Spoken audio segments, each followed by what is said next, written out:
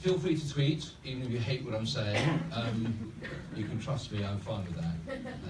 It's at Citizen Robert. I've actually been studying trust for over a decade, including spending quite a few years working on the famed Edelman Trust Barometer. Because once upon a time, I was actually UK and then EMEA CEO of Edelman, which you probably know is the world's largest PR firm. And I was also chair of its Future Strategies and Public Engagement Group. So I spent the best part of 25 years somewhere near the top of the UK and global PR industry. And then I had an epiphany, and I quit with nowhere to go. And the reason I did that is because I no longer believed in what I was doing. I realised that communication, which for so many years we'd seen as the answer to every problem, was in fact part of the problem itself.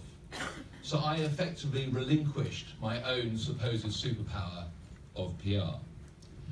And the reason that I believe that that's the case is that PR sought to control and to simplify everything in a world that no longer respected either control or simplicity. We in the PR industry always thought we could craft the narrative or manage the message or spin our way out of absolutely anything. But the truth was, we couldn't. And on a Chicago Park bench in October 2012, I sat down with Richard Edelman, my global CEO, and I gave him 5 reasons why I felt the PR industry was sleepwalking over a cliff. I also gave him 5 reasons or 5 strategies that I thought could save it. But one of those was about embracing a chaos and complexity, which is the world I think we inhabit now. Hey Rob, said Richard, don't go too big on chaos and complexity. Clients buy simplicity. But my problem was, if we sold them simplicity, then they really shouldn't trust us. It was the horns of a dilemma. So as a result, Management Today magazine now calls me the repentant spinner.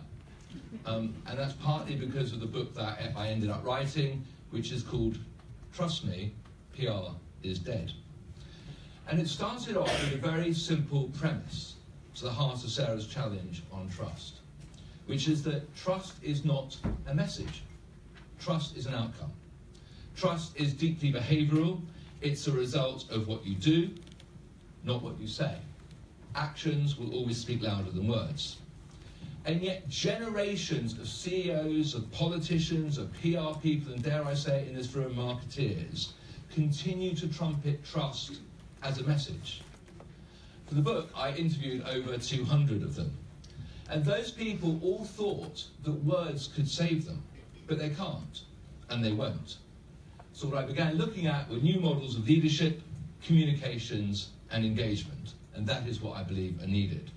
And my new working principles are simple.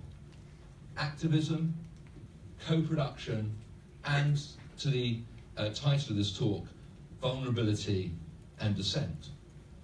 So in effect, I actually don't believe that trust is a superpower anymore, if ever it was.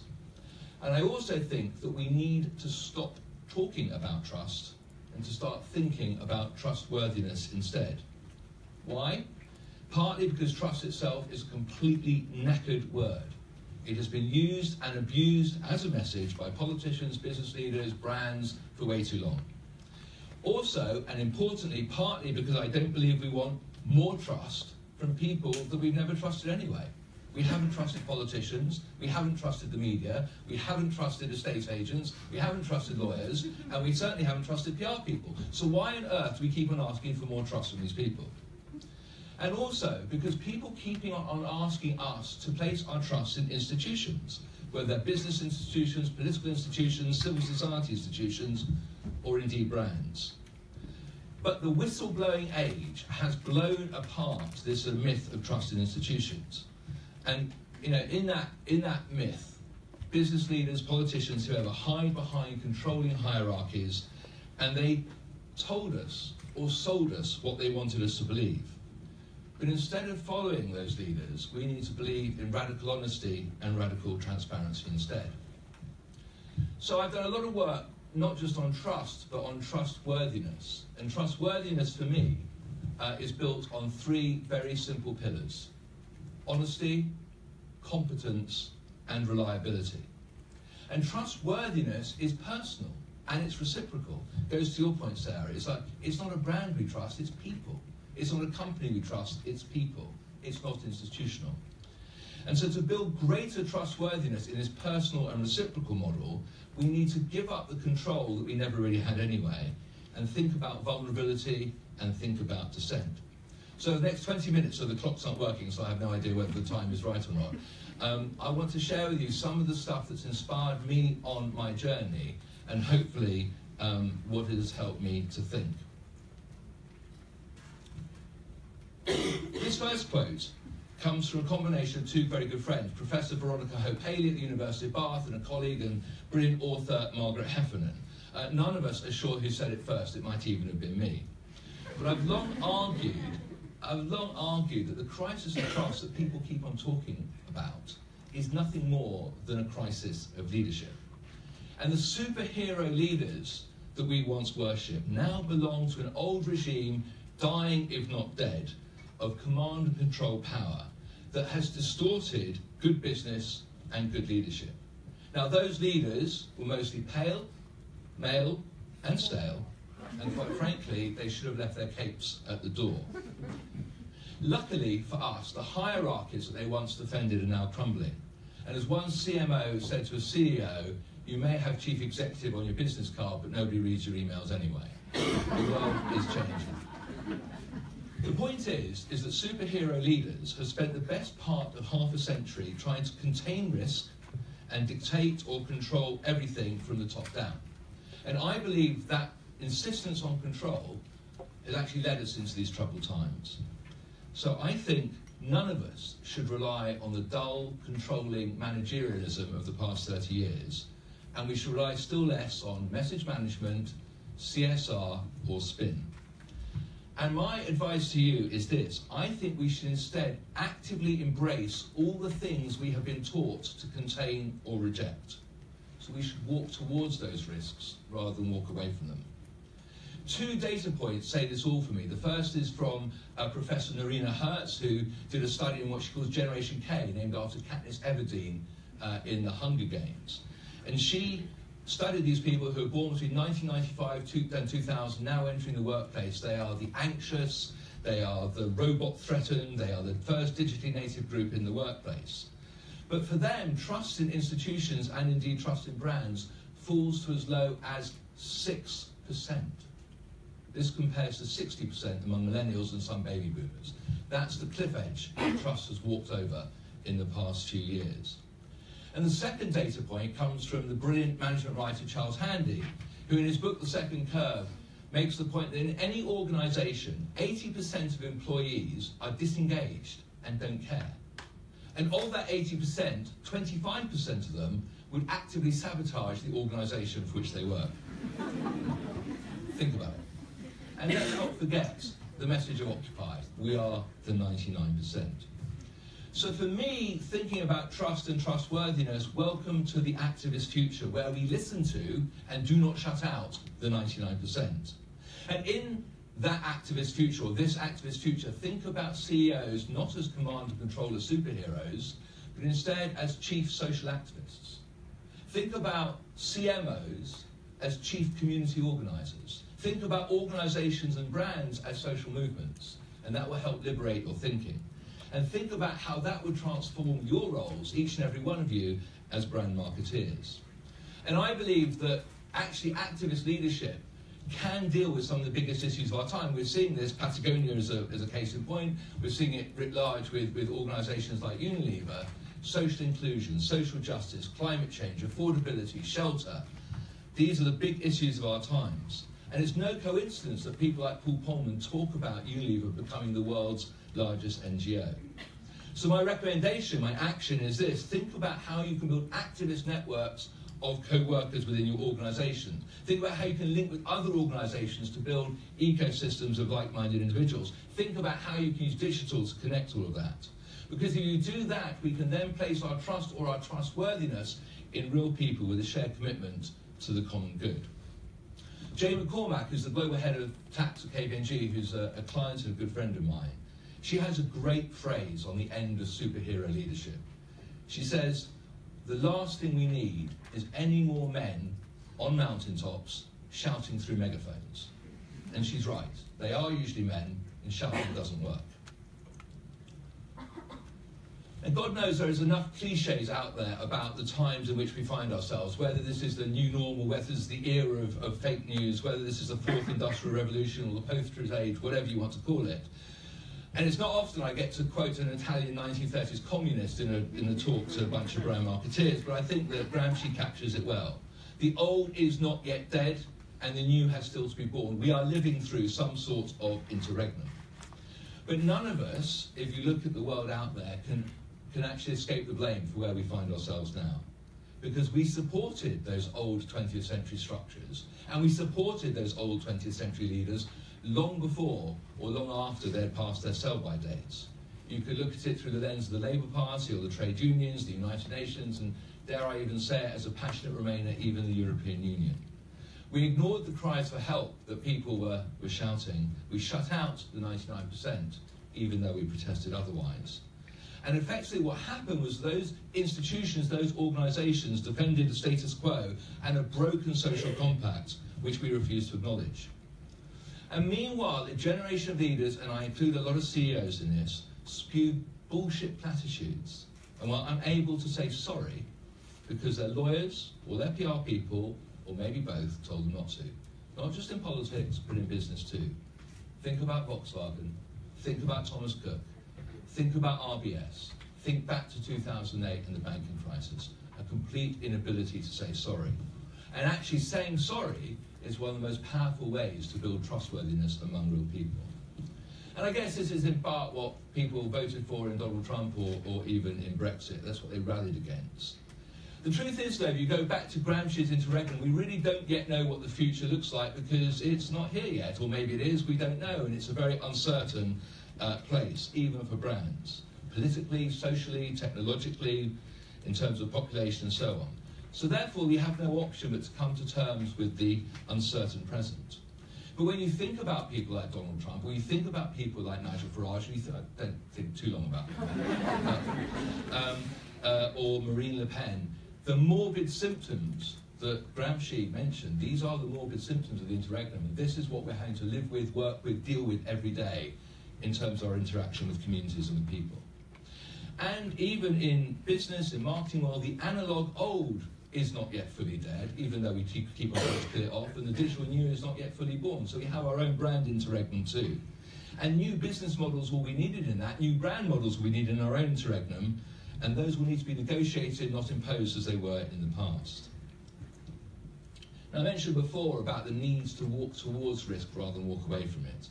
And de Tocqueville, this was written on his reflections on a journey through Ireland and England in 1835.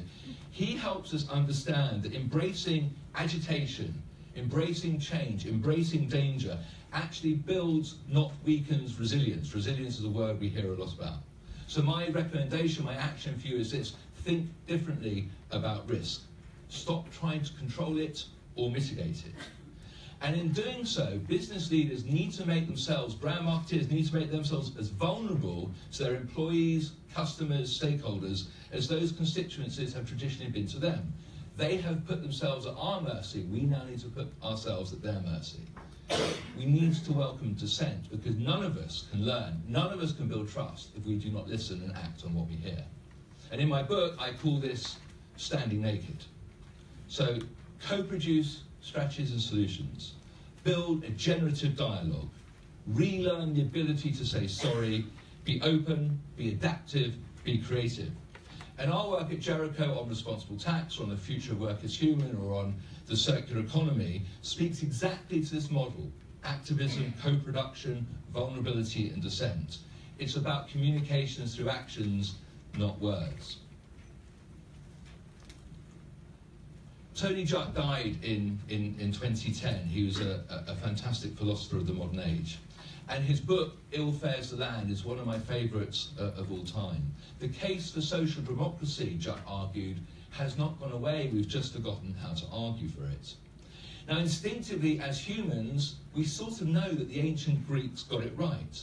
We know we need to do what is fair, what is tolerant, what is just, what is right. We know that we want to support human potential. We know we want to build a better society. And that's what I mean and we mean, I think, by the common good. And I struggle to understand why people who think that at home somehow leave it at the door when they go to work. Because those guiding principles are the ones that we should think about in our interaction with consumers and brands every day. But in order to do that, we need to rethink our workplaces as well as rethink our politics. We need to rethink our marketing and communications to enable to let this happen. We need to think about marketing and communications in terms of putting citizens and society first. And I think we will be more trusted if we allow human potential to flourish. Now, I'm not in the business normally of quotes verbatim, but I want to quote something from the world of politics, which was what Tony Judt was writing about, and ask you to reflect on it for what it means to the world of brands. This was written just before he died in 2010. Something is profoundly wrong today with the way we live. For 30 years, we've made a virtue out of the pursuit of material self-interest. Indeed, this very pursuit now constitutes whatever remains of our sense of shared purpose. But we have forgotten how to think about the life we live together, its goals and its purposes. We are now not only post-ideological, we have become post-ethical. We have lost touch with the old questions that have defined politics since the Greeks. Is it good? Is it fair? Is it just? Is it right? Will it help bring about a better society or a better world? The collective contract that defined post-war life in Europe and America, the guarantee of security, stability and fairness, is no longer assured. In fact, it's no longer part of the collective conversation. Those are the words of Judt. In the course of my book research, thinking about Judt, I came across a FTSE 100 CEO who opened every board meeting with exactly the same question. Who do we fuck today? So my recommendation is to start by asking the right questions. Think about people and planet before you think about profit. Use the common good as your lodestar. Ask, is this fair? Is this just? Is this right? Is this good? Before you ask, who do we fuck today? And please, this may not go down particularly well, do not buy purpose off the shelf from an ad agency. Co-produce it with wise crowds of real people, with employees, co-workers, customers, stakeholders, policymakers. Then purpose is properly shared. Now, truth, which has come under an awful lot of scrutiny recently, and trust are two sides of the same coin. And I believe that the fight for truth is now the most urgent issue of our times. And as marketeers and as communications people, we have a very special responsibility. And that is why I personally call bullshit on the bullshit industry a spin. Now we've got fake news and alternative facts, attacks on experts, attacks on judges, enemies of the people here, enemies of the people in the United States. Politicians and media are telling outright lies, and even some business leaders, and you may have them in your own community, are now craving the ability to do a Donald and be a populist. But we can't afford to be bystanders on this if we really believe in trust and trustworthiness. The stakes are too high. And what I'm about to say may mean that I don't get out of this building alive, but profiteering from fake news, profiteering from xenophobia or terrorism is a disgrace. Google, please take note. I know there are some of you in this room. Google has been the focus of corporate activism in recent weeks, and rightly so. Google is not a platform, it is a media, and Google, like all of us, has a responsibility to a good society.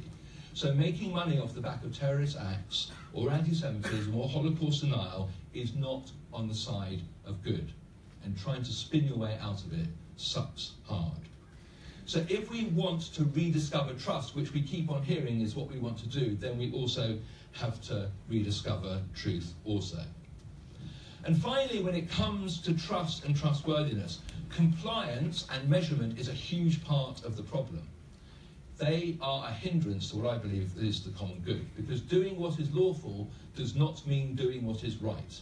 And as we learn from people like Tony Judt, we need an honest and open conversation about ethics and morality in business and brands. We need to stop imposing our own rules, our own bureaucracy, our own solutions, and start co-producing new frameworks of human, yes, human principles that put the common good front and centre of the organisation. Put its people first and put society first. We need to think about collaboration before we think about competition if we are to support trust. So my recommendation to you is this: stop measuring everything, as Robert Kennedy said, except that which makes us worthwhile, in pointless metrics, and start thinking instead about how you can be accountable to your customers, to your organisation, to your fellow workers. And EasyJet CEO Carolyn McCall has a really simple way of looking at this. Are we delivering on our promises, she asks every day, matching that accountability with an absolute attention to detail? So my recommendation is to start thinking about adopting a framework of human principles rather than imposing more bureaucracy, more measurement, and more rules. Without courage, wrote Maya Angelou, which reflected Samuel Johnson, we cannot practice any other virtue with consistency. So without courage, she said, we cannot be kind, we cannot be true, we cannot be merciful, we cannot be generous, we cannot be honest. And we are living, to quote de Tocqueville from earlier, in a time of agitation, change and danger. Let's face it, there is no going back. There is no return to the old normal. No one is in control. Hierarchies are crumbling. Spin is dead. And as a result of that, trust, which we once thought secure and absolute, is far from that. It is now fragile. It is now precarious. It needs to be hard fought, hard earned, hard won every day. Trust is not a message, it is an outcome. It's a result of what we do, not what we say. So we have to stop trying to force symmetrical solutions on asymmetrical problems. The truth is they won't work. So how do you build trust in the new normal? Well, first of all, you meet activism with activism. You embrace chaos and complexity. You welcome vulnerability and dissent. You welcome even risk. We listen to those with whom we profoundly disagree. We co-produce strategies and ideas, and we think in terms of social movements. Common good should be all of our lodestar. Human value, people, should trump shareholder value if we think about citizens and societies first. And make no mistake, the fight for truth, the other side of the coin of trust, is real. So we have to show the moral courage to lead. And we can only negotiate our future, we can't impose it. And each one of us needs to do something. Each one of us needs to be the change. If we do that, hope and optimism, I think, can defeat cynicism and despair. But to earn trust, even if it's never going to be a superpower, we have all got to be prepared to stand naked. Thank you.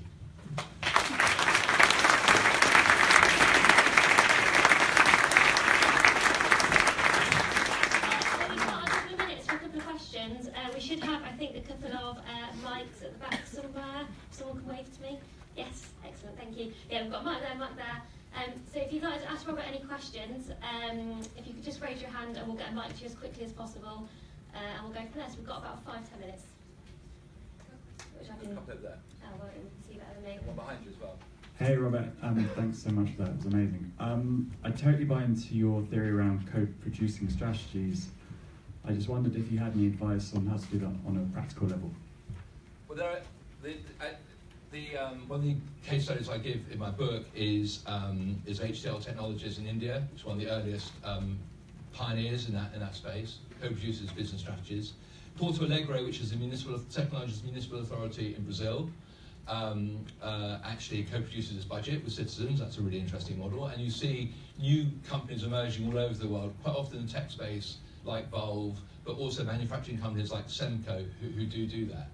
A couple of the projects I referenced, we built the Jericho model on a co-produced model. So we've been rethinking tax with KPMG around the purpose of tax for the past 3 years. It's a program that's now running globally, and that captures vulnerability, dissent, and co-production. So rather than, to use Jane's phrase I used there, men on mountaintops shouting through megaphones, we sat down and talked to all the people who really didn't like the way the world was. Tax activists, political leaders who castigated the big four accountancy firms, NGOs, academics, journalists, all the people who ordinarily you would use PR in particular to control and contain. We brought them into the stakeholder community. So rather than us dictating terms for who the stakeholders should be, we let the stakeholders build their own community. Who do you want to bring into the conversation? Rather than us saying these are the subjects we want to talk about, we let the stakeholders say what subjects should we be talking about. And we were only able to do that, going back to my point earlier, because we built a framework of principles, which was these are the tax principles by which KPMG wants to abide, and this is what we want to share with the world. And by the way, we never publicised it. I mean, it's become a working model for some very interesting stuff. But the point was we were trying to answer a problem rather than trying to spin our way out of a situation. And what's come out of that in the UK is that over 700, it's quite geeky, 700 tax experts are now involved in the conversation. And now we've got models running in Australia, in Nigeria, in China, in the Netherlands, because they're following this model which is built on co-production, vulnerability, and dissent, really listening hard to people who would ordinarily not even share a table with you. Yes, thank you again. That was really, really insightful. You talk about obviously the new chaotic world, and I love the male, pale, stale sentiment at the beginning. How do you actually get people in those positions now to change their way of thinking in this new world? Because a lot of them have been around forever. How do you change that? No, and you look at the sort of John Allen comment from Tesco. I'm sorry there are people here from Tesco. A couple of weeks ago, or you look at David Moyes' ridiculous comments on a female journalist. In my book, which is now two and a half years old, research that started 4 years ago, I called for an end to pale male and stale leadership, and quite frankly, it's really depressing that so much of that still lingers. But I think that goes back to my challenge that all of us need to be the change every day. We have to hold them to account. We have to call bullshit on their bullshit. I believe, to the Charles Handy statistic, 80% of people in an organisation are disengaged and don't care. 25% actively sabotage the organisation in which they work. As co-workers, we've got to call time on it, and we've got to fight for it.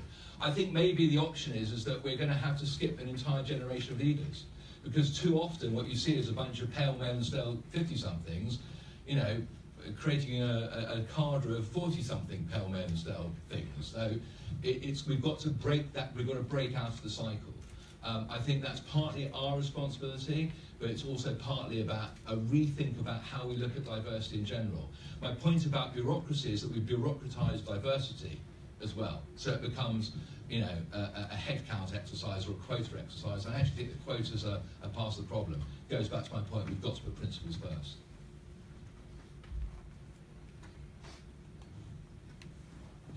There. Hi.